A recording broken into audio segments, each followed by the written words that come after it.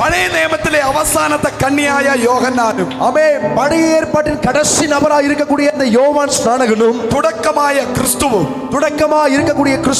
യോർദാൻ നദിയിൽ ഒരുമിച്ചപ്പോൾ யோர்தான் நதியில் ஒன்று சேர்ந்தபோது അതേ യോർദാനിൽ സ്വർഗ്ഗം തുറന്നു. அதே யோர்தானில் பரலோகம் திறக்கப்பட்டது. കരങ്ങളെ അടിച്ചു പറഞ്ഞാട്ട് கரங்களை தட்டி சொல்லுவோம், ഏലിയാവും എലീശയും എവിടെ ഒരുമിച്ചോ எலியாவும் எலிசாவும் எங்கே ஒன்று അവിടെ சேர்ந்தார்கள். ഇപ്പോ യോഹന്നാനും ക്രിസ്തു ഒരുമിക്കുകയാണ്.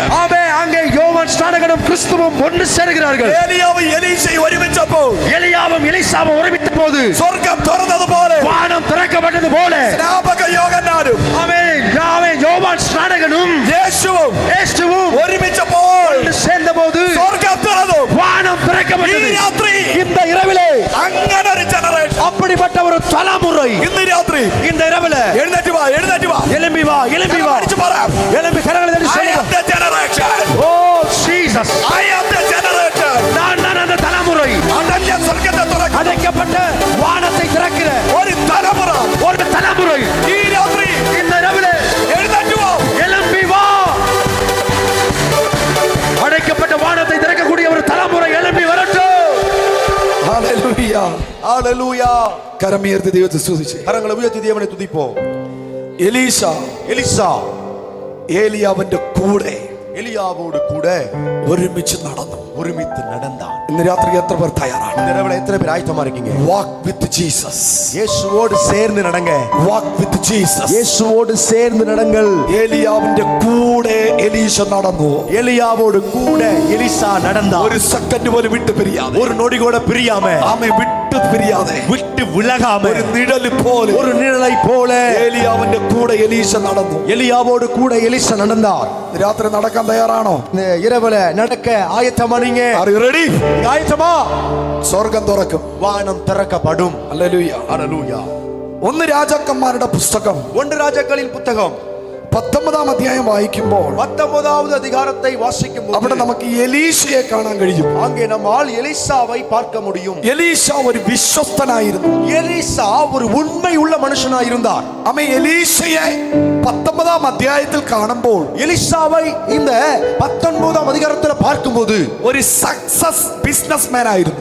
அவர் தொழிலிலே வெற்றி அடைந்த ஒரு நபராயிருந்தார். അവന്റെ കൃഷിയിൽ അവൻ സക്സസ് ആയിരുന്നു. விவசாயத்துல நல்ல திருப்தியான மனுஷனா இருந்தார். ഈ സക്സസ് ആയിട്ട് അവന്റെ ബിസിനസ് മുന്നോട്ട് പോകുമ്പോൾ வெற்றியோடு இவனுடைய தொழில் முன்னேறி கொண்டிருக்கிற நேரத்தில் ഏലിയാവിനോട് ദൈവാത്മാവ് പറയുകയാണ്, எலியாவை பார்த்து தேவனுடைய ஆவியானவர் சொல்கிறார், നിന്റെ കൂടെ നടക്കാൻ, உன்னோடு கூட சேர்ந்து நடக்க നിനക്ക് ഞാൻ ഒരു പാർട്ട്ണറെ തിരഞ്ഞെടുക്കുകയാണ്. உனக்கு ஒரு பங்காளியை நான் தெரிந்து கொள்கிறேன். നിനക്കൊരു പാർട്ട്ണറെ ഞാൻ നിനക്ക് തരികയാണ്. ஒரு பங்காளியை தருகிறேன். അവൻ എലീശ എന്നാണ് അവന്റെ പേര്. அவன் பேர் எலிசா. അവൻ இப்பொழுது விஜயகரമായ ബിസിനസ് ചെയ്തുകൊണ്ടിരിക്കുന്നു. நல்ல வெற்றிகரமாக தொழிலை செய்து கொண்டிருக்கிறான். അവനെ കണ്ട ഉടനെ, நீ அவனை பார்த்த உடனே നിന്റെ പുതപ്പ് അവന്റെ മേൽ ഇടണം. உன் மேல இருக்கிற சால்வை அவன் மேல போடணும்.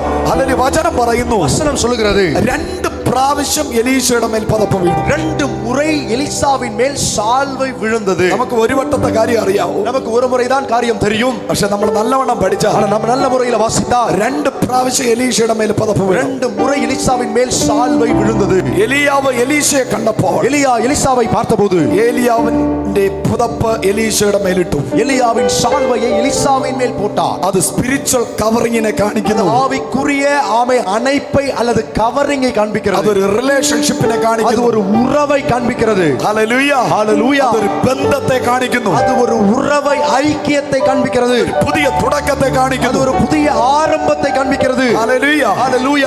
എലീയാവിന്റെ അഭിഷേകം എലീശയുടെ മേൽ വീണു. எலியாவின் மேல் இருந்த அபிஷேகம் எலியாவின் மேல் இருந்த அபிஷேகம் எலிசாவின் மேல் விழுந்தது. എലീശ എന്ത് ചെയ്തെന്നറിയാമോ? எலிசா என்ன தெரியுமா செய்தார்? തന്റെ കാളകളിൽ ഒന്നിനെ, தன்னுடைய காளைகளில் ஒன்றை അത് യാഗം കഴിപ്പിച്ചു. அதை பலி செலுத்தினான். 2 കാളകൾ ഒരുമിച്ച് നിന്നാലേ, 2 காளைகள் ஒருமித்து நின்றால்தான் ആമേൻ, ഉഴാൻ പറ്റത്തുള്ളൂ. அது உழ முடியும். അതിൽ ഏറ്റവും ബലവും ശക്തിയുള്ള ഒന്നിനെ, அதில் மிகவும் பலமும் வல்லமையும் உள்ள ஒன்றை ആമേൻ, യാഗപീഠത്തിൽ വെച്ച് ചുട്ടുകളഞ്ഞു. அவன் பலிபீடத்தில் வைத்து சுட்டெரித்து விட்டான். നിങ്ങൾ അത് വായിച്ചാൽ മതി. நீங்கள் அதை வாசித்தால் போதும். എലീശയുടെ எலிசாவுடைய മുഖം, அந்த நுகம், ആ ഉഴുന്ന യന്ത്രം அந்த உழுகிறதான ஏற்கலப்பை என்று சொல்லப்படுகிற நுகம் എല്ലാം അടിച്ചു പൊട്ടിച്ച് எல்லாத்தையும் அடிச்சு உடைச்சி അവൻ യാഗസ്ഥലത്തിട്ട് തീ കത്തിച്ചു. பலி செலுத்துகிற இடத்துல வச்சு அதை அக்னியால் எரித்து விட்டார். എന്നിട്ട് പുറം വാതിൽ അടച്ച് பின் வாசலை அடைத்து അവൻ ഏലിയാവിന്റെ പുറകെ പോയി. அவன் எலியாவுக்கு பின்பதாகவே சென்றார். ഇനി പീറ്ററിനെ നമുക്ക് എടുത്തു നോക്കാം. இனி பேதுருவை நாம் எடுத்து பார்க்கலாம். ഏലിയാവ് എലീശയുടെ അടുക്കൽ വന്നതുപോലെ எலியா எலிசாவின் அருகே வந்தது போல യേശു പീറ്ററിന്റെ അടുക്കൽ വന്നു. இயேசு பேதுருவின் அருகே வந்தார். ഹല്ലേലൂയ. அல்லேலூயா. ഞാൻ നിന്നെ തിരഞ്ഞെടുക്കുന്നെന്ന് പറഞ്ഞപ്പോൾ நான் உன்னை தெரிந்து கொள்கிறேன் என்று சொன்னபோது പടകം വലയും படகையும் வலையையும் വിട്ടിട്ട് விட்டு പിൻവാതിൽ തുറന്നിട്ടിട്ട് യേശുവിന്റെ പുറകെ പോയി. பின்வாசலை திறந்துட்டு இயேசுவுக்கு பின்பதாக போய்விட்டார். യേശുവിന്റെ കൂടെ നടക്കുമ്പോൾ இயேசுவுக்கு கூடவே நடக்கும்போது എന്തെങ്കിലും പ്രോബ്ലം വരികയാണെങ്കിൽ ஏதாவது பிரச்சனை வந்தது என்றால் പിൻവാതിലൂടെ അകത്ത് പോയി பின்னாடி திறந்திருக்கிற வாசல் வழியா உள்ள நுழைஞ்சு താൻ വിട്ടിട്ട വലയും വഞ്ചിയും വഞ്ചിയും വലയും എടുക്കാം.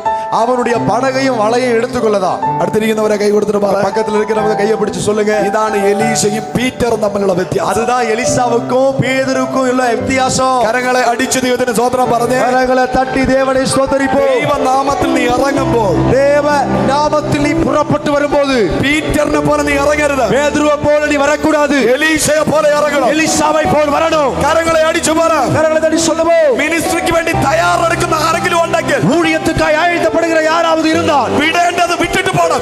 ஆமே அதை எல்லாவற்றையும் விட்டு போக வேண்டும். വിടേണ്ടത് വിട്ടിട്ട് പോണം. விட வேண்டியதை விட்டு போக வேண்டும். ഹല്ലേലൂയ. ஹல்லேலூயா. പീറ്ററിന്റെ മേൽ സ്പിരിച്വൽ കവർ വീണത് பேதுருவின் மேல் அந்த ஆவிக்குரிய மூடுதல் விழுந்தது മർക്കോസിന്റെ മാളികയിൽ വെച്ചായിരുന്നു. மார்க்குவின் மேல் வீட்டறையில வச்சு. എലീശയ്ക്ക് ஆனா எலிசாவுக்கு വിളിച്ചപ്പോ തന്നെ വീണു. அழைக்கும் பொழுதே கர்த்தர் கொடுத்துட்டாரு. അതാ രണ്ടുപേരുടെ നോളജിന്റെ വ്യത്യാസം. அதுதான் ரெண்டு பேருக்கும் உள்ள அறிவுக்கு வித்தியாசம் இருந்தது. സ്പിരിച്വൽ കവർ എപ്പോ വന്നോ, எப்பொழுது ஆவிக்குரிய கவரிங் வந்ததோ എലീശ തീരുമാനിച്ചു, எலிசா தீர்மானித்தார், ഇനി ഞാൻ പിന്മാറ്റത്തിൽ പോകുന്ന പരിപാടിയില്ല. இனி பின்மாற்றத்துக்கு போகக்கூடிய வேலையே கிடையாது. കരങ്ങളെ അടിച്ചു ദൈവത്തിന് സ്തോത്രം പറഞ്ഞാൽ கரங்களை தட்டி தேவனை துதிப்போம். ഹല്ലേലൂയ. ஹல்லேலூயா. പിന്മാറ്റത്തിൽ പോകാൻ ഒരുപാട് സാഹചര്യങ്ങൾ നിനക്കെതിരെ വരും. பின்மாற்றத்துக்கு போகக்கூடிய அநேக வாய்ப்புகள் ஒருவேளை வரலாம். ഹല്ലേലൂയ. ஹல்லேலூயா. എന്ത് തന്നെ വന്നാലും என்ன வந்தாலுமே ഞാൻ എന്റെ ഗുരുവിന്റെ കൂടെ നിൽക്കുമെന്നുള്ള തീരുമാനമായിരുന്നു എലീശയ്ക്കുണ്ടായിരുന്നത്. நான் என் குருவோடு கூடவே இருப்பேன் என்ற தீர்மானம் எலிசாவுக்குள்ள இருந்தது. ഇന്ന് രാത്രി ചില എലീശമാരെ ദൈവം തെരഞ്ഞെടുക്കാൻ പോകും. இந்த இரவுல சில எலிசாக்களை தேவன் தெரிந்து கொள்ள போகிறார். നിന്റെ സഭയിലെ പാസ്റ്റർ ഒരു ഏലിയാവാണെങ്കിൽ, உங்க சபையின் போதகர் ஒரு எலியா என்றால் നിന്റെ മേലൊരു അഭിഷേകം നിന്റെ മേലുണ്ട്. உங்க மேல ஒரு அபிஷேகம் உண்டு. നീ ഒരു എലീശയാണ്. நீங்க ஒரு எலிசா. കരങ്ങളെ അടിച്ചു പറ. கரங்களை தட்டி சொல்லுவோம். എന്തൊക്കെ പോരാട്ടം വന്നാലും, எந்த போராட்டம் வந்தாலும், എന്തൊക്കെ സാഹചര്യം വന്നാലും, எந்த சூழ்நிலை வந்தாலும் ഞാൻ സഭ വിട്ടു പോകത്തില്ല. நான் சபையை விட்டு போக மாட்டேன். എനിക്ക് വേണ്ടി ഏൽപ്പിച്ചിരിക്കുന്ന ദൈവത്തിന്റെ അഭിഷിക്തനെ വിട്ട് ഞാൻ പോകത്തില്ല. எனக்காக நியமித்திருக்கிற ஊழியரை விட்டு நான் போவதில்லை. ഹല്ലേലൂയ. ஹல்லேலூயா. സ്തോത്രം. ഹല്ലേലൂയ. മനസ്സിലായവർ ദൈവത്തെ സ്തുതിച്ച് புரிந்து கொண்டவங்க தேவனை துதிப்போம். ഹല്ലേലൂയ. ஹல்லேலூயா.